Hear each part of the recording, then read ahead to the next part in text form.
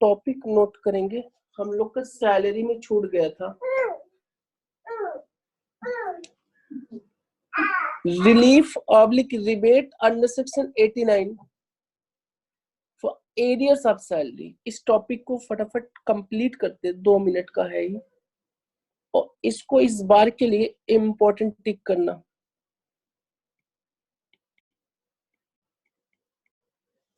Relief rebate under section 89 arrears of salary. चलो साथ साथ लिख लो फटाफट। पॉइंट नंबर 1 लिखेंगे, arrears of salary.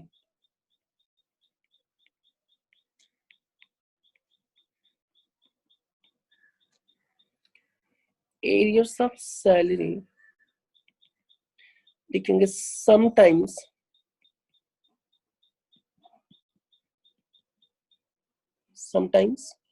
the employer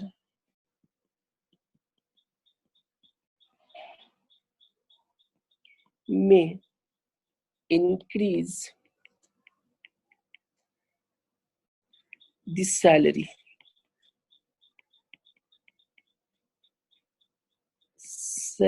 of employee with retrospective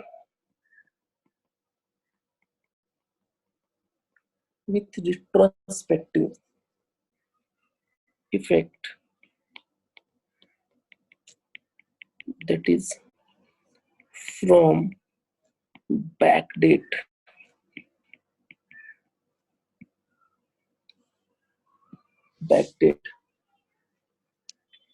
the increased salary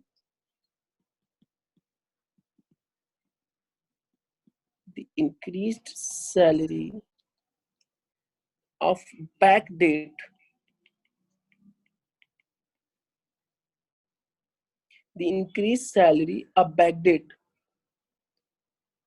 is known as areas of salary. Areas of salary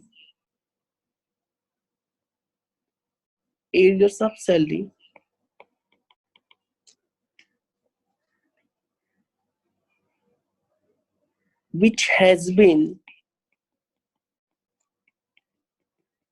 received in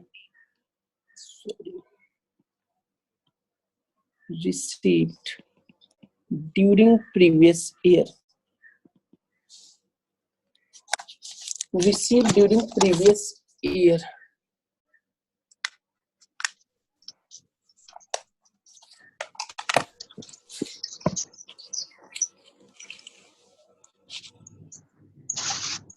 Received during previous year.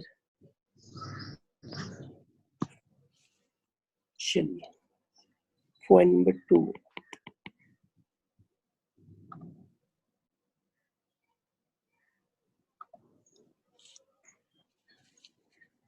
लिखेंगे such areas of salary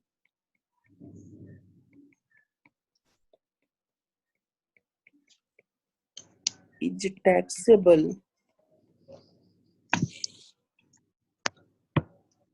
taxable in the year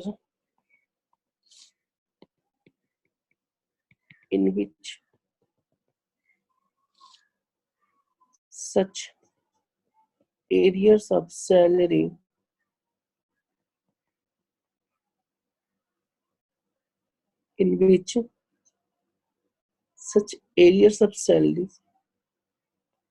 are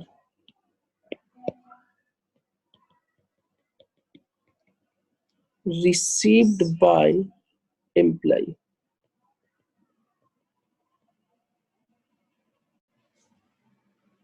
Received by employee. लिखेंगे however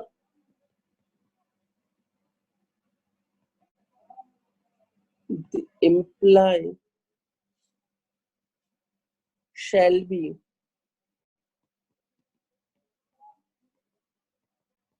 entitled to claim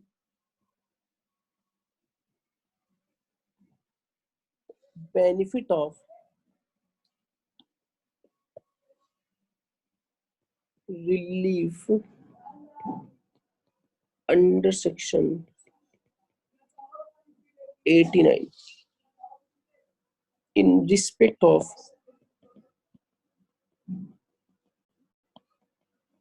such areas of salary.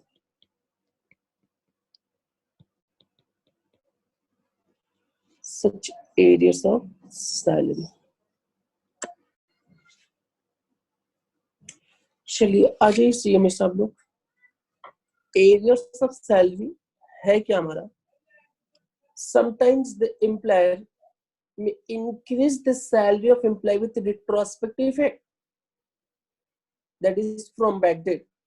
The increased salary of backdate, जो बढ़ी हुई salary है employ का backdate से, तो जो बढ़ी हुई सैलरी है बैकडेट के पोर्शन को, that is known as arrears of salary.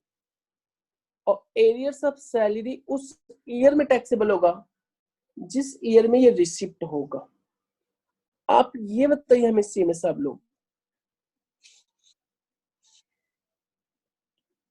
बताइए यहाँ पे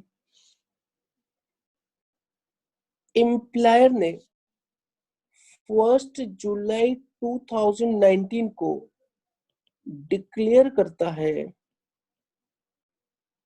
कि salary of all employ increased by rupees 5,000 per month with retrospectively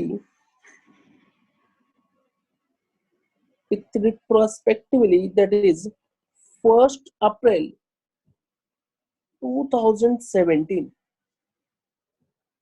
मतलब आपके एम्प्लॉयर ने ये कहा कि जितने भी एम्प्लॉय है 1 जुलाई को सभी की सैलरी 1 अप्रैल 2017 से 5,000 रुपए से बढ़ा दिया जाएगा. तो ये बताना हमें सीएमए सब लोग 1 अप्रैल 2017 नहीं, ये थोड़ा सा दिक्कत होगा. हम डेट 1 अप्रैल 2018 कर रहा हूँ. 1 अप्रैल 2018 से बढ़ जाएगा तो 1 अप्रैल 2018 यहां से बढ़ेगा 5,000 पर मंथ. तो 1 साल की salary 5,000 into 12, that is how much? 60,000, which are receivable in 1920.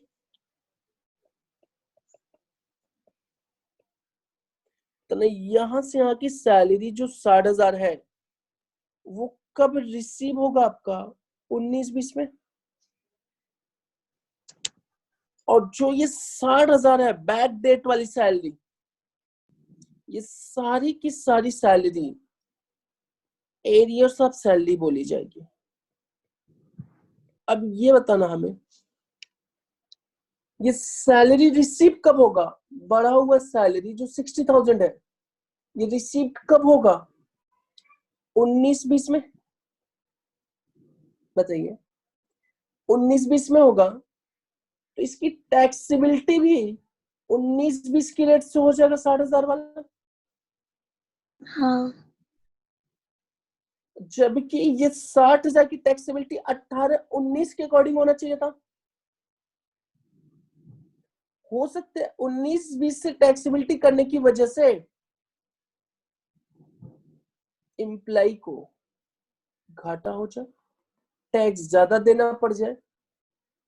हाँ. जिसकी वजह से गवर्नमेंट रिलीफ का कंसेप्ट लाया. रिलीफ का कंसेप्ट लाया तो उन्होंने क्या कहा? The employ shall be entitled to claim benefit of relief under section 89 in respect of such areas of salary. Such areas of salary. इस areas of salary के रिस्पेक्ट में, इस area of salary के रिस्पेक्ट में employ क्या claim कर सकता है? Relief under section 89। But how to claim? बिल्कुल आसान है, कंसेप्चुअली समझो हमेशा लोग, सब लोग। प्रीवियस ईयर 1 अप्रैल 2019 एंड कहां पे होगा? 31 मार्च 2020। During the previous year salary थी, सपोज करो 50,000 रुपए पर मंथ। एम्प्लॉयर ने 1 जुलाई 2019 को सैलरी 10,000 रुपए पर मंथ से बढ़ा दिया और ये 1 अप्रैल 2018 से इफेक्टिव था। अभी हम बैक डेट में नहीं जाएंगे, अभी 19-20 में रह के देखते हैं क्या हो रहा है। 1 अप्रैल 2018 से सैलरी बढ़ाई जा चुकी है, तो मतलब 1 अप्रैल 2018 से सैलरी बढ़ गई है जो 10,000 रुपए पर मंथ, उसको भी देखेंगे और इसमें भी देखेंगे। पहला ट्रीटमेंट बताइए क्या करेंगे सर? जो करंट ईयर की है टोटल सैलरी कितनी हो जाएगी? करंट प्रीवियस ईयर की सैलरी टोटल कितनी हो जाएगी? 1 अप्रैल से लेके 1 जुलाई तक 50,000 रुपए, बताइए। और 1 जुलाई से ये रेट कितना हो जाएगा? 60,000 की पूरा 60,000 हो जाएगा। मतलब 50,000 रुपए ड्यूरिंग द प्रीवियस ईयर आपका ये पेमेंट हो रहा था हर साल उसको पर मंथ के रेट से। 1 अप्रैल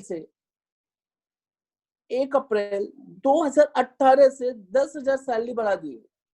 इसका मतलब अप्रैल 19 से सैलरी 50,000 प्लस 10,000 बढ़कर 19-20 में 7,20,000 रुपए मिला होगा।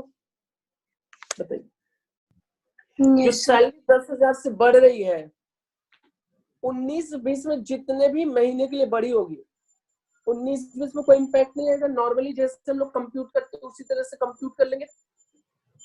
कह देंगे सर 1 अप्रैल 2019 से सैलरी 50 की बजाय 60,000 हो गई, 12 महीने की टोटल कितनी हो गई? 7,20,000, 7,20,000। अब बताओ इस 720 को सैलरी मानते हुए क्या पेमेंट कर देगा? टैक्स पेमेंट कर देगा।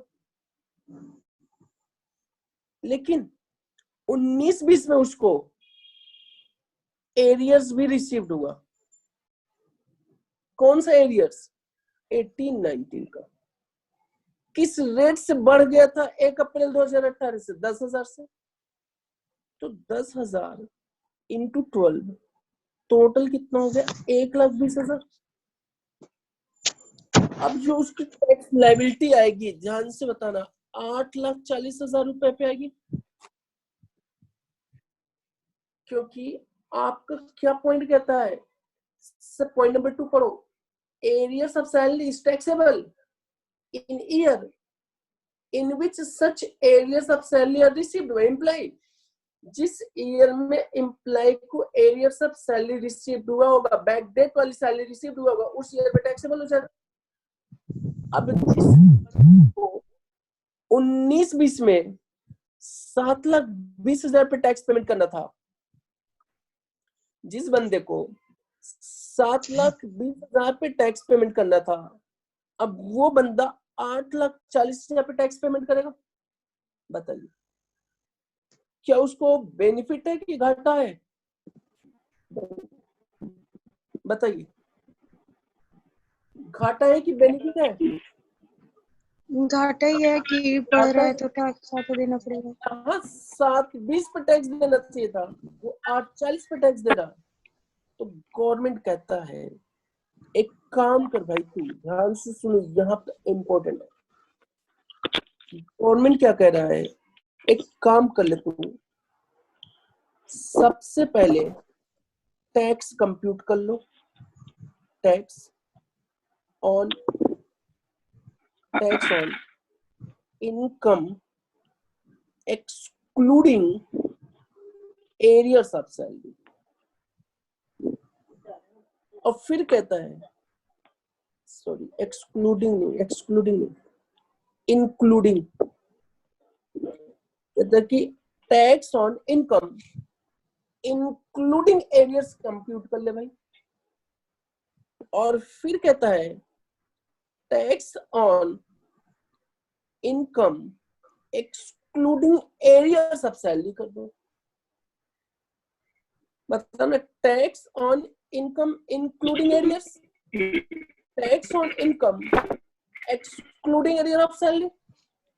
इन दोनों में जो डिफरेंस आया होगा that is extra tax due to arrears of salary. ये जो दोनों में डिफरेंस आया होगा टैक्स में, ये टैक्स का डिफरेंस जो है एक्स्ट्रा टैक्स ड्यू टू क्या आया होगा, ड्यू टू एरियर्स। बताइए क्या गवर्नमेंट को यही रिलीफ दे देना चाहिए? बोलो बोलो सीएम साहब लोग, जो डिफरेंस है क्या गवर्नमेंट को ये रिलीफ दे देना चाहिए? Yes sir. और बताइए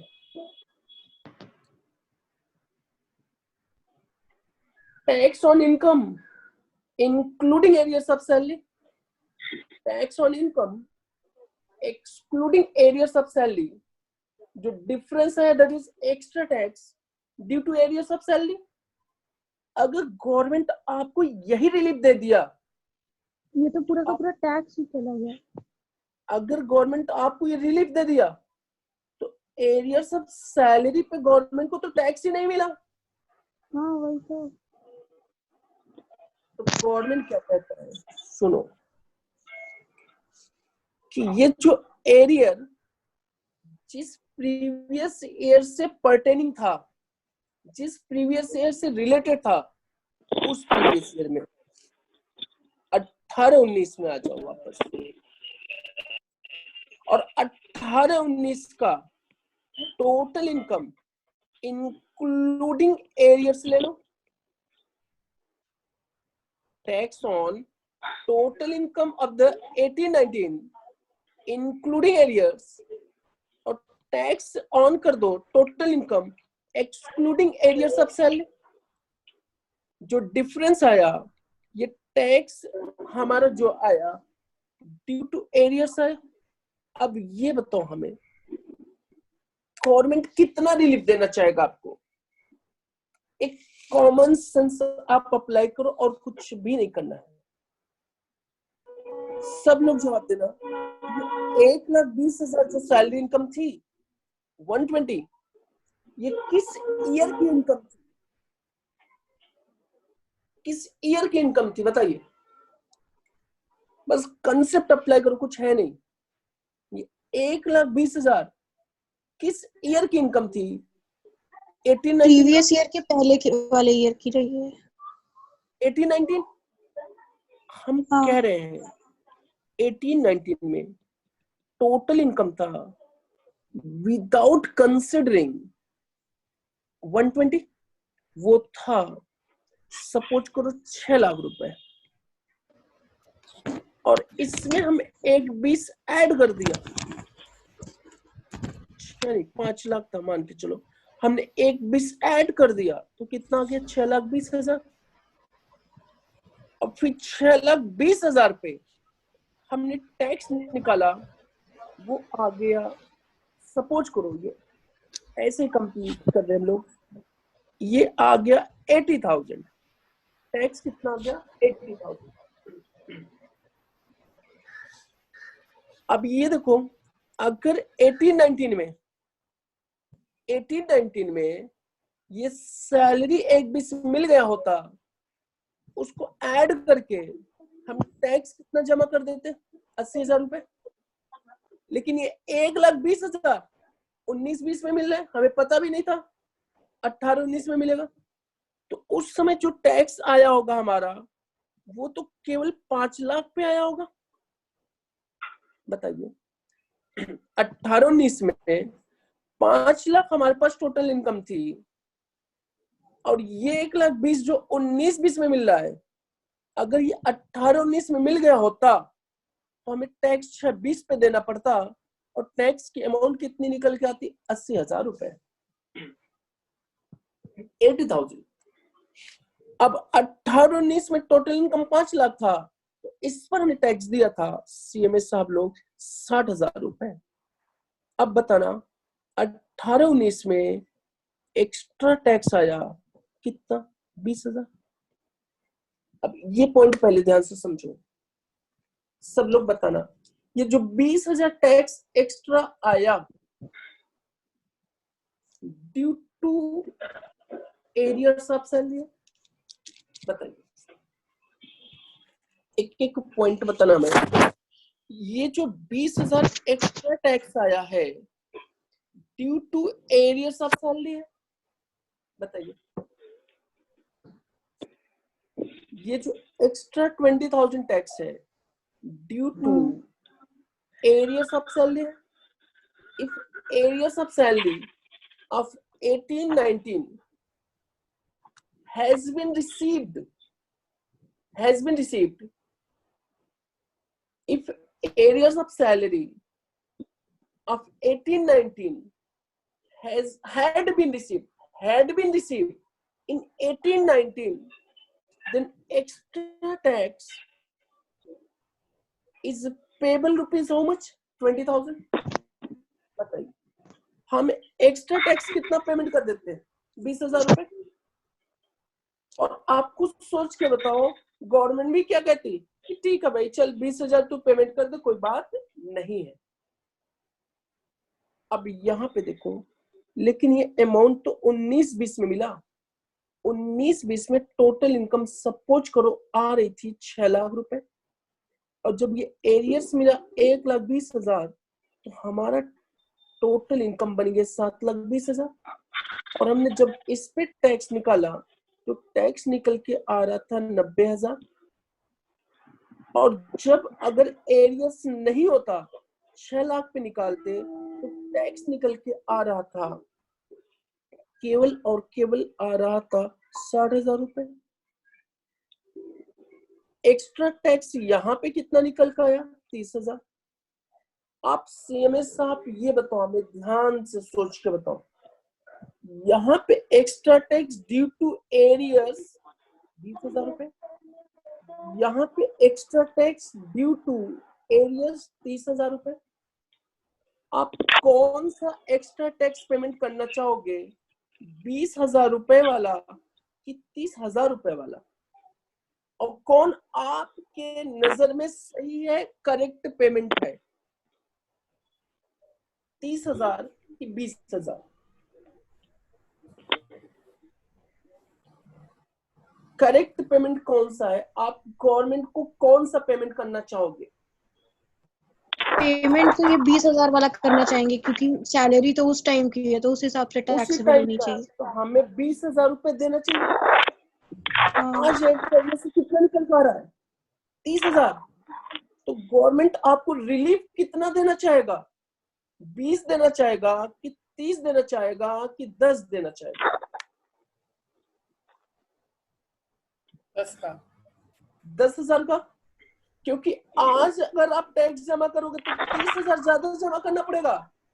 आप कहोगे गवर्नमेंट जी हमें ये अगर 18-19 में ही मिल गया होता, 18-19 में ही मिल गया होता, हम 30 की बजाय हम एक्स्ट्रा 20,000 पेमेंट करते। तो गवर्नमेंट कहते हैं कि ठीक है, इन दोनों का जो डिफरेंस होगा वही रिलीफ बन जाएगा अंडर सेक्शन 89। वही रिलीफ बनेगा अंडर सेक्शन 89। न किसी को घाटा हुआ न तो फायदा हुआ, जो जितना मिलना चाहिए था उतना मिल गया गवर्नमेंट को। हाँ, एक चीज उसने कहा कि जो 20,000 रुपए रकम आपका प्रीवियस 18-19 में जमा हो जाना चाहिए था, आप 19-20 में जमा कर रहे हो, तो गवर्नमेंट चाहता तो इंटरेस्ट भी ले ले आपसे, बट इंटरेस्ट इस सब केस में आपसे नहीं ले रहा है, वो आपको माफ कर दे रहा है। समझ में? सर इंटरेस्ट नहीं आया? क्यों लेंगे, जबकि सैलरी तो अभी मिली है ना, पहले थोड़ी ना मिली थी। यही वजह है कि इंटरेस्ट माफ कर रहा है। अदरवाइज ये हाँ। देखा जाए इनकम किस ईयर की थी हमारी, 18-19 की ना, 18-19 की। तो 18-19 की इनकम में जोड़ करके टैक्स जमा करना चाहिए था ना। तो वो सब चीजें तो उन्होंने कहा कि नहीं, हमसे उससे कोई मतलब नहीं है, बट हम रिलीफ आपको देंगे और रिलीफ उतना ही देंगे जितना एक्स्ट्रा इस साल, पिछले साल से जितना इस साल एक्स्ट्रा टैक्स बन रहा होगा उतना हम रिलीफ दे देंगे। यहां तक बताइए क्लियर हुआ कि नहीं हुआ,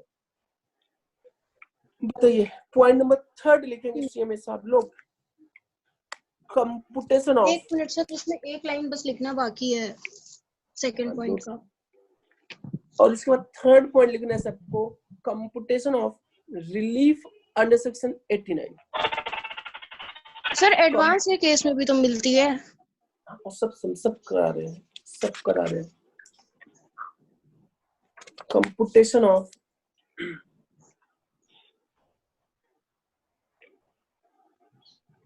ये हो गया सबका। पॉइंट नंबर 2,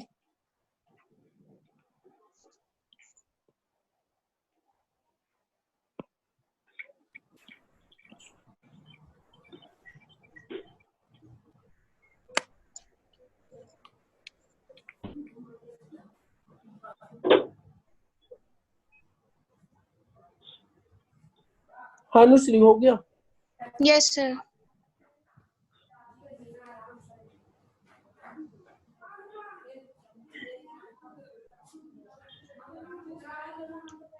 यस सर हो गया।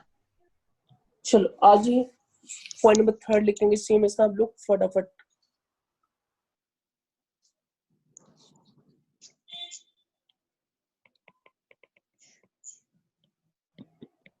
computation of relief under section 89, computation of relief under section 89 कैसे कंप्यूट करेंगे बताओ, बताइए सीएमए साहब, रिलीफ कैसे कंप्यूट करेंगे। सबसे पहले क्या निकालेंगे, पहले tax, total taxable income of current year. ऐसे कैसे कैलकुलेट करेंगे, लिखेंगे point, extra tax in previous year, extra tax in previous year in which areas of salary what received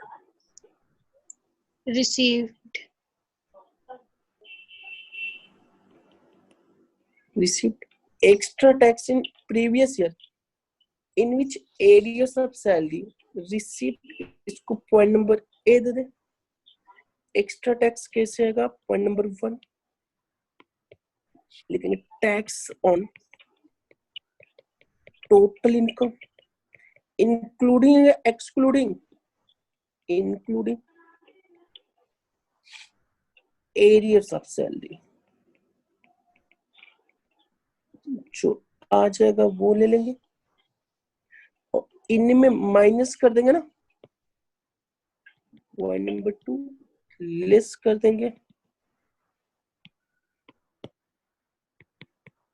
tax on total income excluding arrears of salary, arrears of salary और minus करने के बाद जो बचेगा that is extra tax in relevant previous year.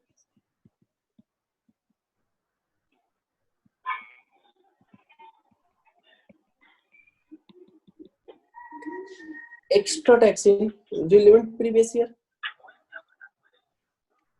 Point number B में क्या calculate करेंगे बताना सीएमए साहब लोग,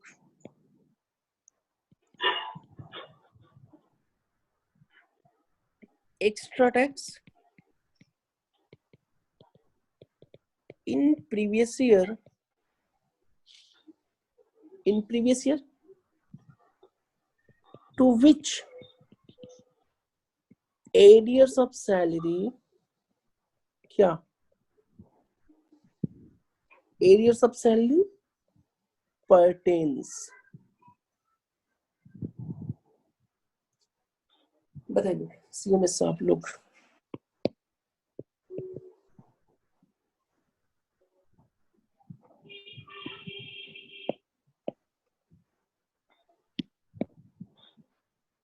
ऑटो कौन है?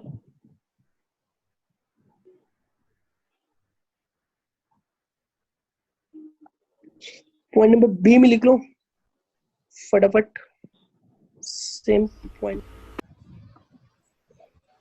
Extra tax in previous year to which areas of salary pertains, इसमें point number 1 and point number 2 list करके तो क्या आ जाएगा, सब कुछ यही आ जाएगा। पता है CMS आप लोग,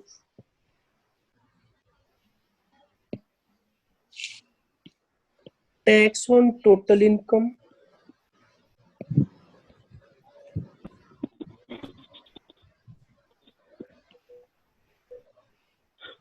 tax on total income including arrears of salary, और उसके बाद जो आएगा that is extra tax in pertaining previous year, point number B. अब आगे क्या हो जाएगा सर, रिलीफ हो जाएगा under section 89 A minus B, relief under section 89 A minus B, relief under section 89 A minus B हो जाएगा। यहां तक बताइए किसी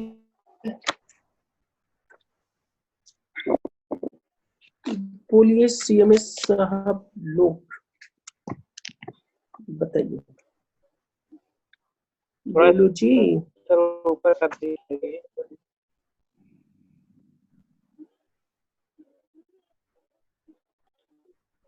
और थोड़ा सा पीछे करिए, एक पेज में आ जाए।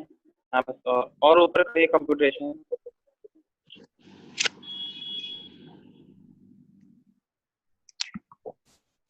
बस ठीक।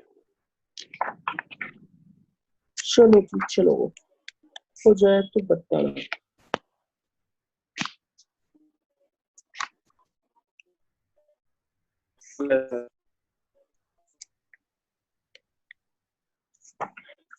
हम 11 बजे तो सर क्या हुआ रवि जी? 11 हो बजे गया? से क्लास होगी हम लोग वाली। हाँ ठीक जा रहा है। एक एग्जाम्पल नोट करना, एग्जाम्पल नोट करेंगे।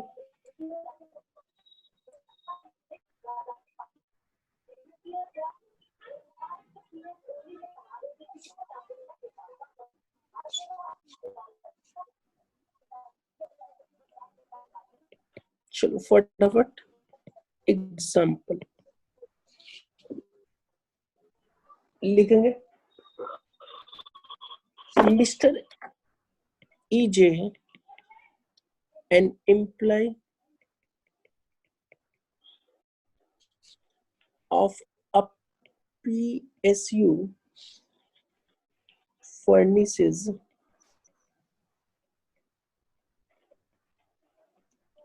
the following particulars for previous year 2019-20: salary, income for the year 7,25,000, salary for salary for 2009-10 received in 1920 80,000 and assessed income 9-10 2,40,000. You are requested to compute relief under section 89 of IT Act 1961 and the tax payable for assessment year 20 and 21 tax rate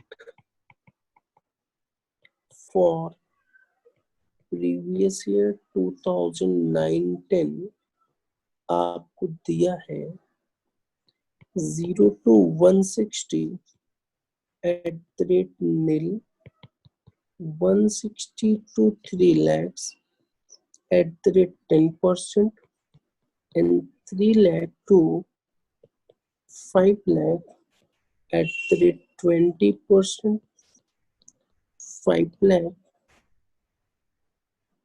and more @30% और education संस्था @3%। बताइए CMS साहब, आज फटाफट question को note कर लो और arrears बताना है और नेट टैक्स पेबल बताना है। बताइए।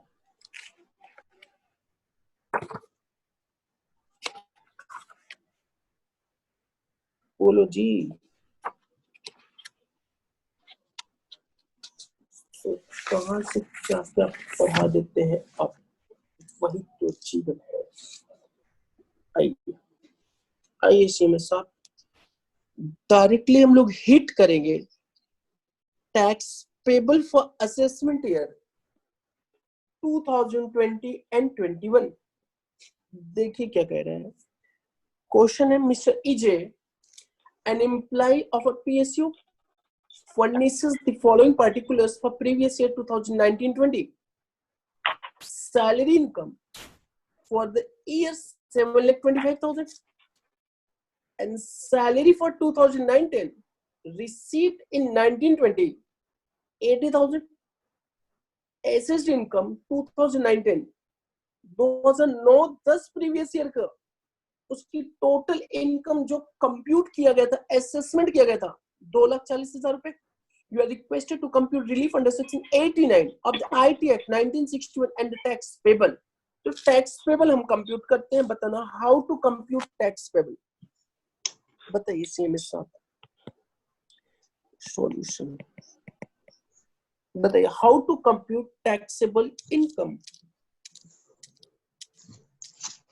बोलो बोलो बोलो बोलो, लिखेंगे। Solution, computation of tax payable by Mr. AJ for the previous year 2019-20 and its assessment year 2020 and 21.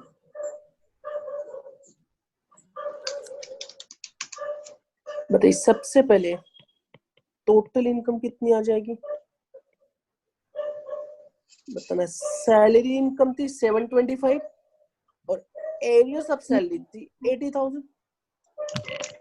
Total income हो गया 8,05,000। 8,05,000।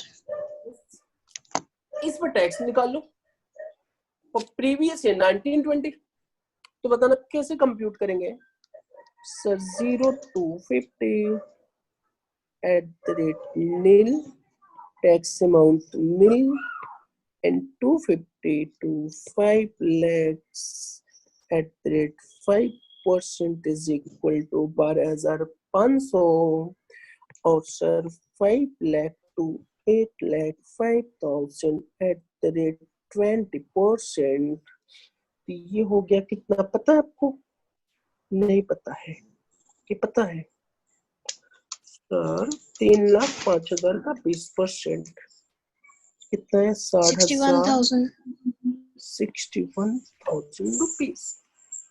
और मजे की बात इसका टोटल करेंगे 73,500।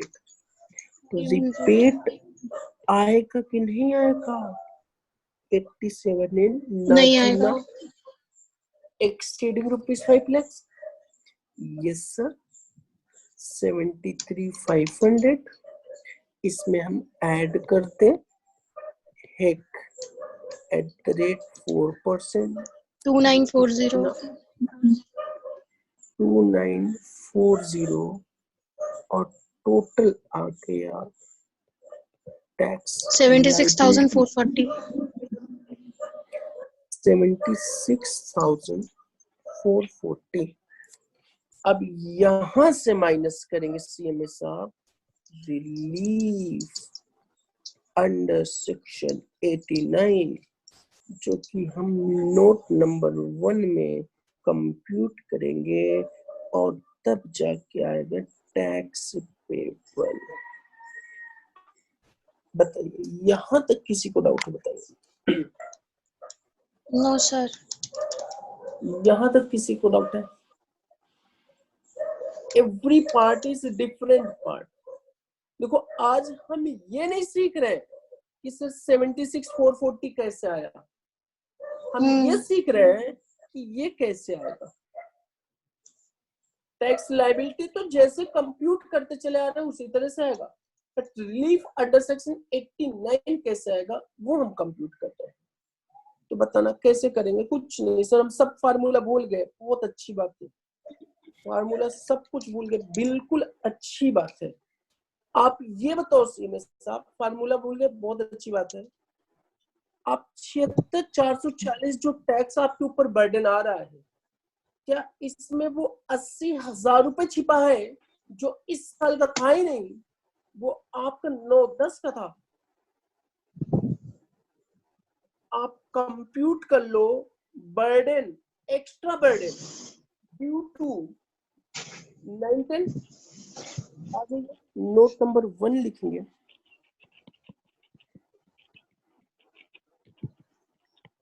Computation of relief under section 89। तो क्या कंप्यूट कर ले? बर्डन कंप्यूट कर ले। Extra tax due to arrears of salary received 1920। Extra कैसे आएगा पता है आपको? टैक्स ऑन टोटल इनकम एक सामने पड़ा हुआ है, इंक्लूडिंग एरियर्स है आपके पास, मौजूद है। पता है कितना है? 76,440। इसको कंप्यूट नहीं करना है दोबारा आपको। 76,440 इसको दोबारा कंप्यूट करना ही नहीं आपको। अच्छा सर, तो क्या कंप्यूट करें? 1 number 2 tax on total income excluding arrears. तो बताना विदाउट एरियर्स टोटल इनकम कितनी? 7,25,000। बताइए इसको टैक्स कितना है वो कंप्यूट कर लो। 0 to 250 at the rate nil is equal to nil. 250 to 5 lakhs at the rate 5%। 12,500 5 lakh से 7,25 20%, 45,000, टोटल कितना हो गया? 57,500। बताइए जी। Yes sir. और इसकी प्लस पे ऐड कर 4% दो है। क्या? हेक कितना ऐड करेंगे? 4%। 2300। 2300 ऐड कर दिए तो टोटल कितना होगा? 59,800। बस खत्म। अगर वो एरियर्स नहीं आया होता तो 59,800, एरियर आने की वजह से एक्स्ट्रा। पॉइंट नंबर ए कितना आएगी? 16,640। 16,640। 640। ये बताइए, यहाँ पे जिसको डाउट हो बताइए। आप 16,640 थोड़ी पेमेंट करोगे, आप क्या कहोगे? सर हमसे एक्स्ट्रा वो लो जो 9-10 में लगनी चाहिए थी, तो निकाल लेते extra tax for 9.910 due to arrears.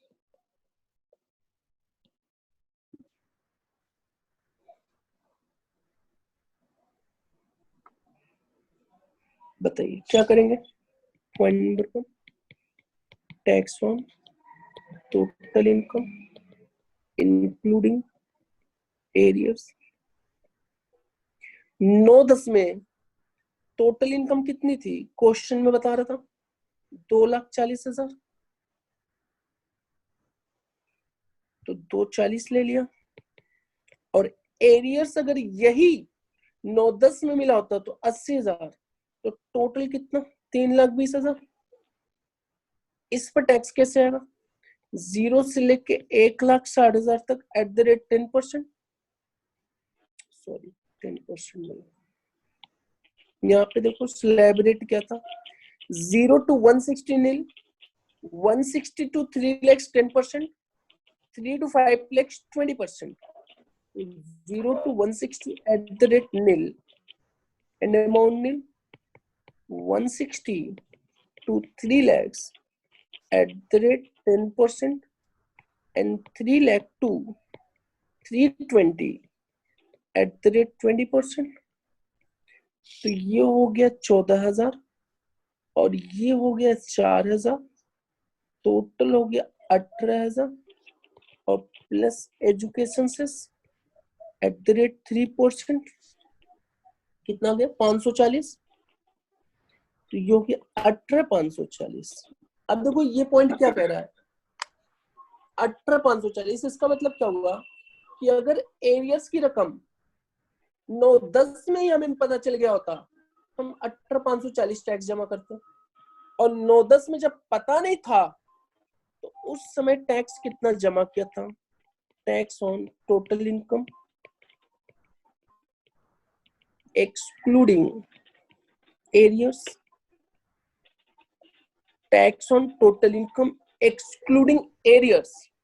तो बताना टोटल इनकम कितना था 9-10 में? 2,40,000।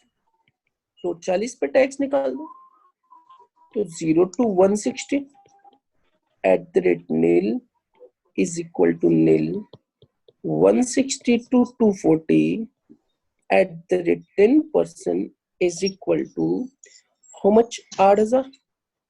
टोटल 8,000 आ गया। बताइए, प्लस एजुकेशन से एट द रेट 3%, 240, टोटल 8,240। आप ये बताओ, आप 9-10 में 8,240 टैक्स जमा किया होगा, और एरियस अगर 9-10 में पता चल गया होता तो 18,540 जमा करते हम। एक्स्ट्रा कितना जमा करना पड़ता ड्यू टू एरिया? 10,300। 10,300। हाँ। तो अब गवर्नमेंट से क्या कहेंगे? आप हमसे एक्स्ट्रा कितना ले रहे हो? 16,640। और जबकि आपको एक्स्ट्रा कितना लेना चाहिए था हमें 10,300, तो आप हमें रिलीफ दो। तुम क्यों ज्यादा दे रिलीफ? गवर्नमेंट कह रहा है कि मैं आपसे लूंगा 16,640 और कितना लेना चाहिए था 9-10 के हिसाब से 10,300। तो जो एक्स्ट्रा ले रहा है वो कितना ले रहा है sir? 6,340। That is relief under section 89। कुछ है ही नहीं सर। और इसको हम यहाँ पे ले जाएंगे और कह देंगे 6,000 कितना आ रहा था 340 रुपए 6,340 का रिलीफ दे दो। हमारा और आपका हिसाब बराबर हो जाएगा। मतलब नेट टैक्स पेबल कितना हो जाएगा 70,100। नोट कर लो सीएमए सब लोग। बताइए कुछ है इसमें?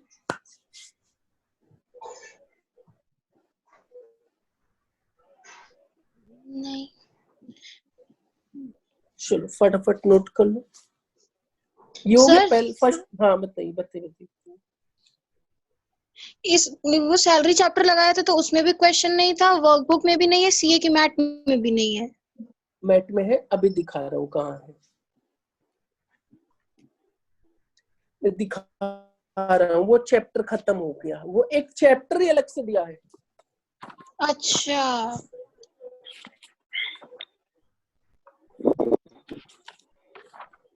चलो सभी लोग हो गया ना ये वाला।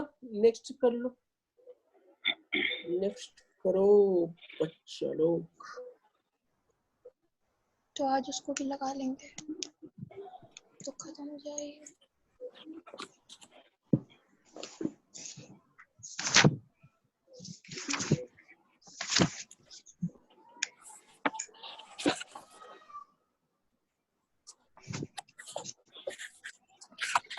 दिख गया चैप्टर अलग से। दिख गया।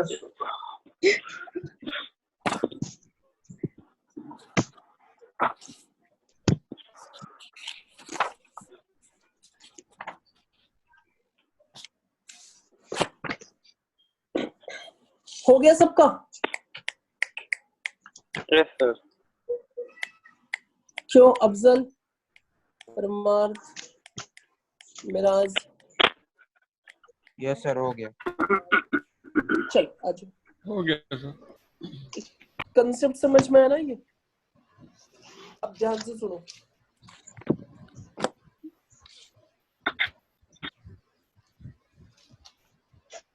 पॉइंट नंबर क्या लिखा था हम लोग ने? थर्ड हो गया था। Point number 4।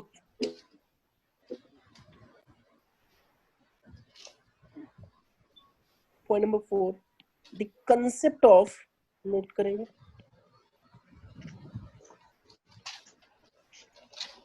The concept of relief under section 89 shall also be applicable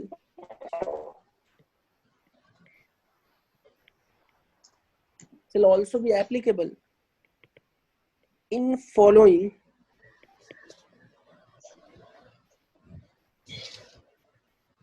receipt. पहला एडवांस सैलरी, एडवांस सैलरी पे भी होगा। पॉइंट नंबर 2 लीव इनकैशमेंट में भी लग सकता है। पॉइंट नंबर 3 ग्रेचुटी पे भी लग सकता है। लेकिन इन पर आप तभी लगाएंगे जब क्वेश्चन कहेगा। पॉइंट नंबर 6 बताना, the amount of relief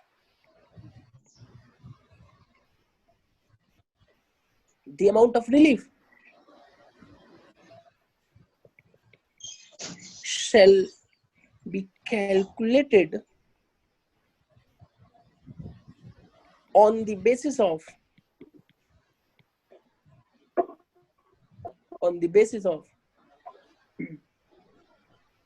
year.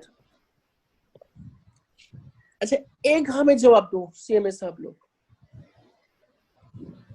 मैं कह रहा हूँ बहुत एडवांस है, नहीं आएगा एग्जाम में, बट प्रैक्टिकल लाइफ में मिलेगा, वो समझा रहा हूँ मैं, जो अभी तक होता चला आ रहा है। प्रीवियस ईयर 1923 सैलरी हमें नॉर्मली मिल रही थी 50,000 रुपए।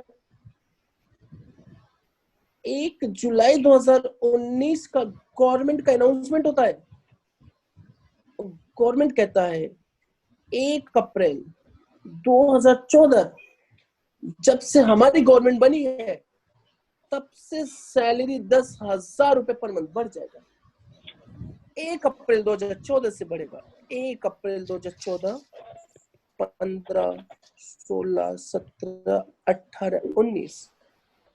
अब हमारा क्वेश्चन ये है, ये अमाउंट, ये अमाउंट, ये अमाउंट, ये 5 साल का जो टोटल होगा 6 लाख रुपए, क्या वो हमें 19-20 में मिला होगा? बोलो बताइए।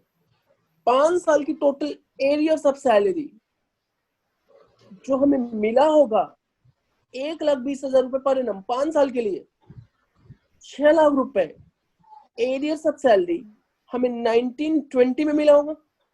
बोलो। जो हमारी एक्स्ट्रा टैक्स बन रही होगी 1920 पे ड्यू टू 6 lakhs, वो 5 साल की एरियर की वजह से बन रही होगी। बताइए। अब इस केस में बताना, एक्स्ट्रा 1920 तो आ गया, लेकिन एक्स्ट्रा अगेन 5 साल का निकालना पड़ेगा आपको। जैसे इस क्वेश्चन में एक्स्ट्रा हमने कितने साल का निकाला, ये 10,300 जो एक्स्ट्रा आया है वो केवल 1 साल का आया है। तो ऐसे इस क्वेश्चन में कितने साल का आएगा? 5 साल का एक्स्ट्रा आएगा। 5 साल की एक्स्ट्रा को टोटल करके 1920 की एक्स्ट्रा से कंपेयर करेंगे और जो डिफरेंस आएगा वो रिलीफ हो जाएगा। समझ में आया केस? बताइए। if the arrears of salary is more than 1 year back, then extra of the back year total कर लेंगे और उसको current previous year in the year in which arrears of salary received, उसकी एक्स्ट्रा को हम compare करके relief निकालेंगे। समझ में आया कि नहीं आया? बताइए। बोलो सीएमएस साहब लोग, बताइए। समझ में आया सबको? अरे बोलो तो सही। Yes sir. Next, but possible नहीं कि एग्जाम में आपसे यही क्वेश्चन पूछना शुरू करें। 5 साल का कैलकुलेशन नहीं पूछेगा।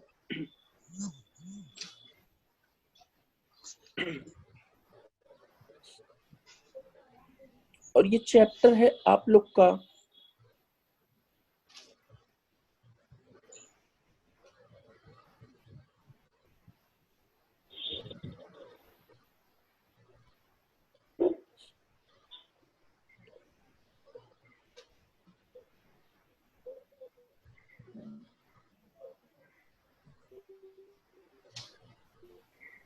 चैप्टर नंबर है 13, स्टडी नोट 13। ये सारा का सारा टॉपिक हो गया। Relief under section 89।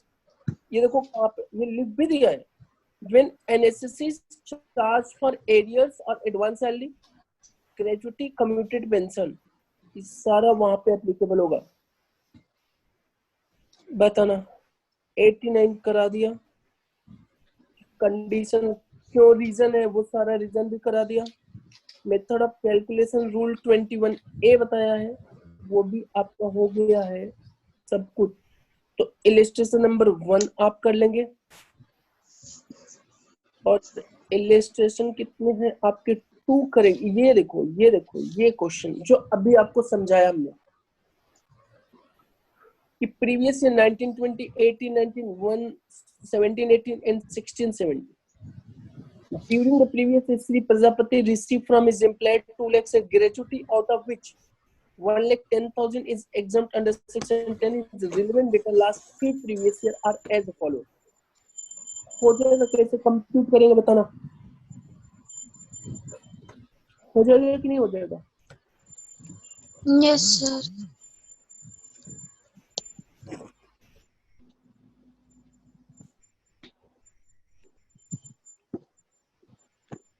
इसको ट्राई करेंगे। देख रहे हो कितने साल का कंप्यूट किया इसने?